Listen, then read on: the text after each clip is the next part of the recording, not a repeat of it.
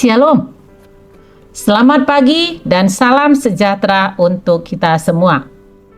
Saudara-saudari yang terkasih di dalam Yesus Kristus, sebelum kita mengawali aktivitas kita sepanjang satu hari ini, hari Selasa, tanggal 24 Februari tahun 2026.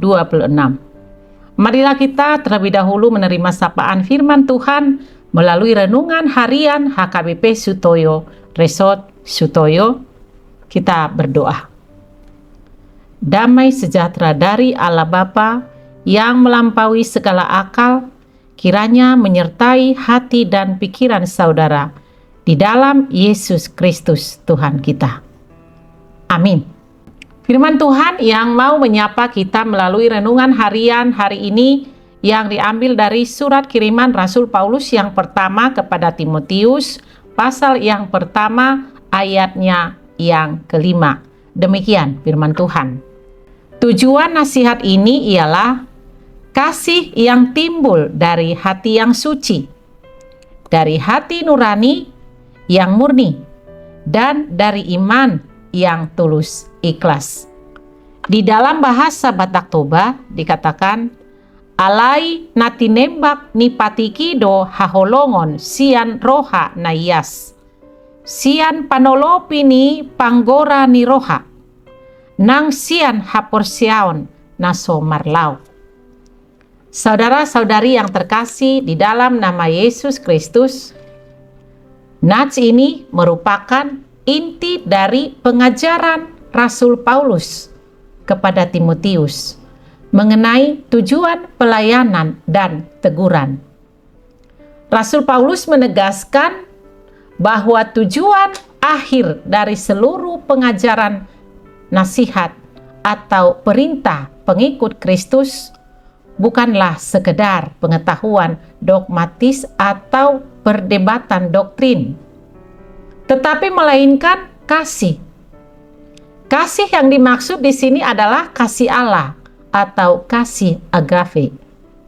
Bukanlah kasih sensual atau egois, melainkan kasih yang tulus dan berkorban, yang bersumber dari 3 pondasi utama, yaitu yang pertama, motivasi yang murni. Tidak memiliki agenda terselubung atau motivasi diri. Yang kedua, bersumber dari pondasi hati yang murni, integritas hidup, kesesuaian antara apa yang diajarkan dan tindakan nyata, bebas dari rasa bersalah akibat dosa yang disengaja.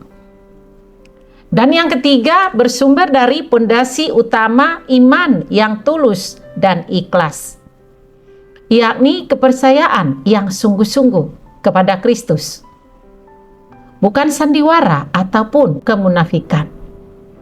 Saudara-saudari yang terkasih, saat menasihati atau menegur orang lain, apakah tujuannya? Untuk memenangkan orang tersebut dalam kasih atau hanya untuk memenangkan perdebatan?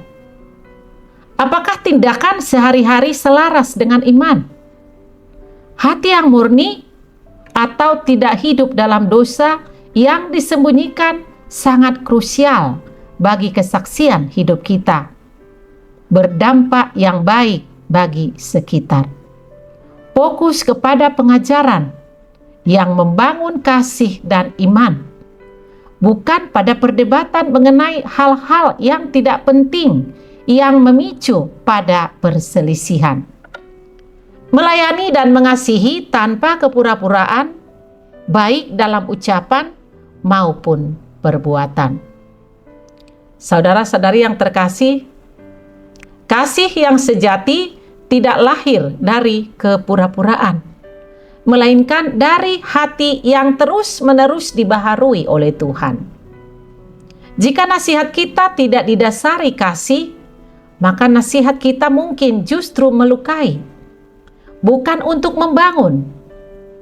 Nas firman Tuhan hari ini memanggil kita untuk menyelaraskan hati, nurani, dan iman agar menghasilkan buah kasih yang berdampak bagi orang sekitar kita.